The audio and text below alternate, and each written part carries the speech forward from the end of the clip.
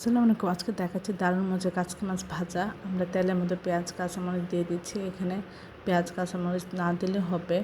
আমরা আলু কুচি এবং কাচকি মাছ ধুয়ে নিয়েছি। এর মধ্যে দিয়ে দেবো 2 চামচ মরিচের গুঁড়া, 1 চামচ ধনিয়া গুঁড়া, 1 চামচ জিরা গুঁড়া, আধা চামচ হলুদ গুঁড়া, আধা চামচ লবণ, আধা চামচ রসুন বাটা। সব কিছু আমরা খুব ভালো করে মাখিয়ে নিয়ে মশলাটা এর সাথে মাখিয়ে দিয়ে তেলটা গরম করে আমরা এর মধ্যে দিয়ে দিব।